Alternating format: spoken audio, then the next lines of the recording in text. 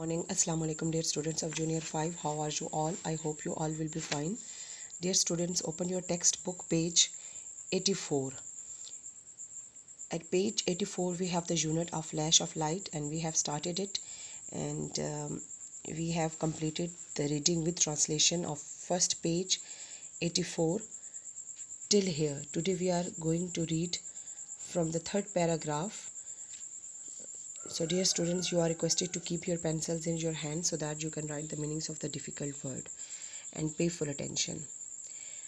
In our previous lecture, we have read that Valentine was astonished or surprised to know that how a beggar can distinguish between the coins, a franc and a sou, which were the coins at that time. So let's see what happened next. Valentine was astonished. Valentine बहुत ज़्यादा या Valentine was astonished. Valentine बहुत हैरान हो जाता है. He was not surprised. वो हैरान इस बात पर नहीं होता. By the man's honesty. उस आदमी की दयानतदारी पर उसको कोई शक नहीं होता, कोई हैरानगी नहीं होती. But by the fact. लेकिन इस हकीकत पर उसको हैरानगी होती है that he could tell so quickly कि वो कैसे इतनी जल्दी से बता सकता है the difference, फ़र्क between a franc and a sou. एक फ्रैंक और सौ के दरमियान वो जो दो कॉइन्स थे उनके दरमियान इतनी जल्दी से फ़र्क कैसे बता सकता है.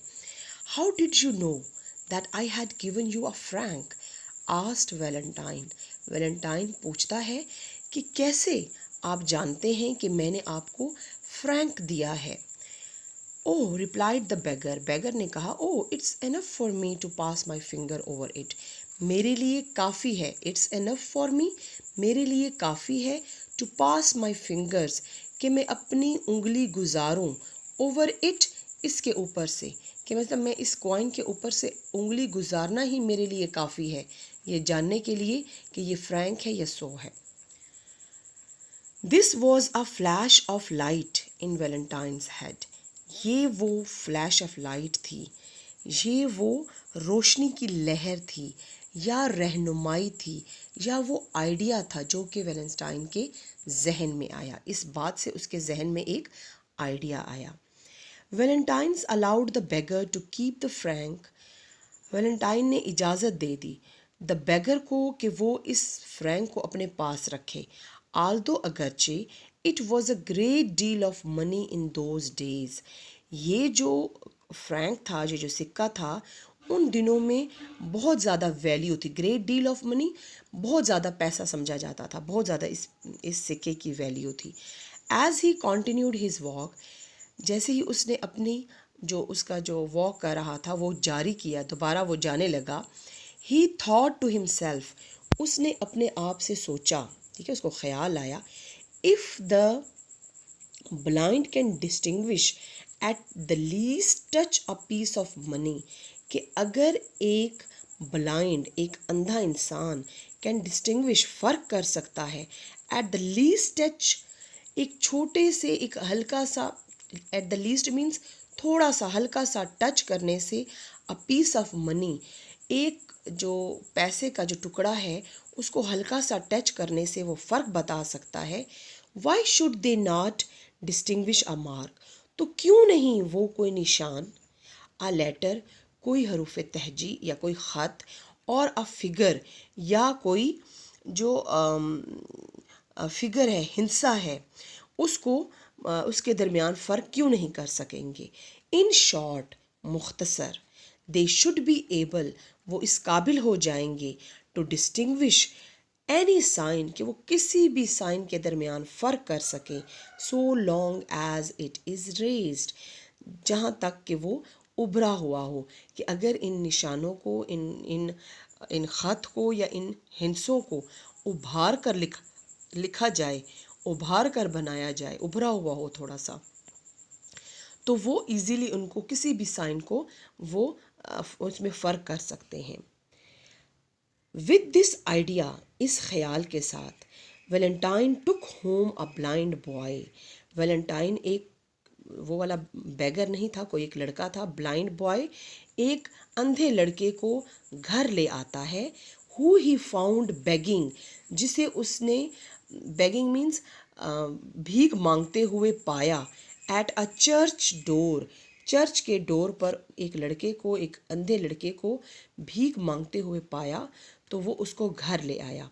The blind boy became his first pupil, वो अंधा लड़का उसका पहला शागिर्द, what is the meaning of pupil, उसका पहला शागिर्द बन गया, एंड लर्नड, और उस लड़के ने सीखा, वेरी क्विकली, बहुत ही जल्दी, how to read from raised science, कि उभरे हुए जो निशान हैं उनसे कैसे पढ़ा जा सकता है, with the help of money denoted by the public, public means जो आवाम से, डोनेटेड मीन्स जो चंदा मिला, ठीक है, आवाम से जो चंदे के तौर पर पैसा मिला उसकी मदद से, Valentine Hauy was able, Valentine इस काबिल हो गया, to start a school for the blind, कि वो ब्लाइंड लोगों के लिए एक स्कूल को शुरू कर सके।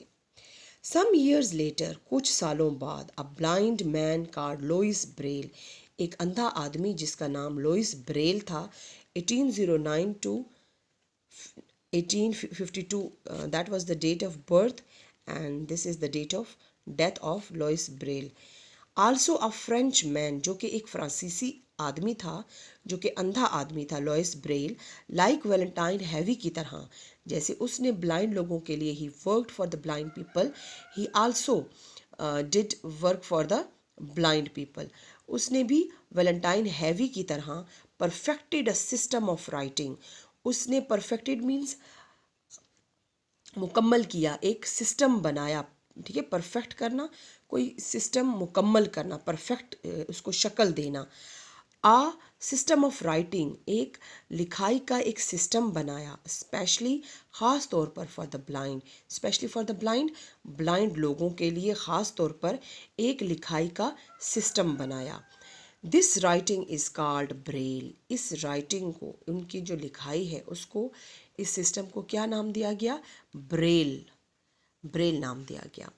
Braille is a special alphabet, Braille एक ख़ास हरूफ तहजी होता है, यूज्ड बाय द ब्लाइंड, जो कि अंधे लोग इस्तेमाल करते हैं। The alphabet is marked by raised dots on stiff paper, जो ये जो हरूफ तहजी हैं उनको मार्क किया जाता है, उनको बनाया जाता है, बाय रेज डॉट्स, उभरे हुए निशान, डॉट्स के ज़रिए, नुक्तों के ज़रिए उसको बनाया जाता है, ऑन अ स्टिफ पेपर, एक स्टिफ मीन्स सख्त पेपर पर, which blind persons can understand by the touch of their fingers, जो कि अंधे लोग समझ सकते हैं by the touch of their fingers, अपनी उंगलियों को उसके ऊपर छूते हुए, छूने के ज़रिए जो है वो उनको समझ सकते हैं, उन हरूफ तहजी को, उस राइटिंग को समझ सकते हैं। Louis Braille himself was blind, Louis Braille खुद भी अंधा था, and worked in a blind school in Paris, और पेरिस के, Paris is the name of a city, sorry in a country, Paris के एक ब्लाइंड स्कूल में काम भी उसने किया था। The system that he developed in 1834 was not used much, जो उसने सिस्टम बनाया, लुइस ब्रेल ने डिवेलप किया, ठीक है, उसको बनाया 1834 में, वो उस टाइम तक 1834 तक जो है वो ज़्यादा यूज़ नहीं होता था, until about the time of Braille's death in 1852, जब ब्रेल की डेथ हुई 1852 के बाद, इन 1852 में जब ब्रेल की डेथ हुई, उस वक्त तक ये जो सिस्टम था, ब्रेल सिस्टम था, इतना ज़्यादा यूज़ नहीं होता था, वॉज नॉट मच यूज्ड, इतना ज़्यादा यूज़ नहीं होता था, अनटिल यहाँ तक कि about the time of Braille's death in 1852, Braille की डेथ जब हुई 1852, उसके ऑनवर्ड ये सिस्टम बहुत ज़्यादा सक्सेसफुल हो गया और बहुत ज़्यादा यूज़ होने लग गया। Each letter in the Braille, हर जो ख़त है ब्रेल में, ब्रेल अल्फ़ाबेट में, जो ब्रेल के जो हरूफ तहजी का जो हर ख़त है, कंसिस्ट ऑफ वन और मोर रेज डॉट्स, वो एक या एक से ज़्यादा उभरे हुए नुक्तों पर कॉन्सिस्ट मीन्स मुश्तमिल है. सो कैसे मुश्तमिल है, you can see in the next picture. This is a letter, जैसे in English we have H, this is H.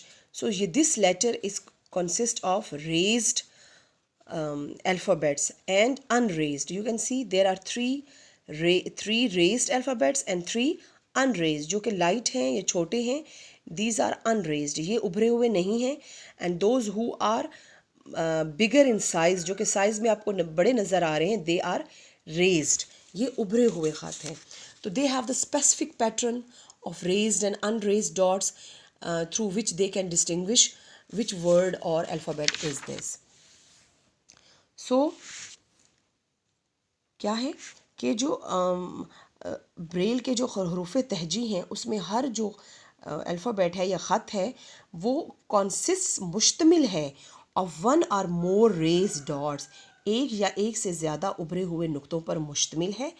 In the diagram on the next page, आपको जो भी मैंने नेक्स्ट पेज पे डायग्राम दिखाई है, the small dots represent unraised marks. जो small dots हैं वो रिप्रेजेंट मीन जाहिर करते हैं अनरेज्ड मार्क्स, गैर उभरे हुए मार्क्स को, निशानों को. And the large dots represent raised marks. और जो बड़े वाले जो डॉट्स हैं वो क्या किसको जाहिर करते हैं, वो उभरे हुए नुक्तों को, उभरे हुए निशान को जाहिर करते हैं. So dear student, I think this is enough for today. You are requested to read with translation twice or thrice in a day. Thank you. Allah Hafiz. Take care. Goodbye.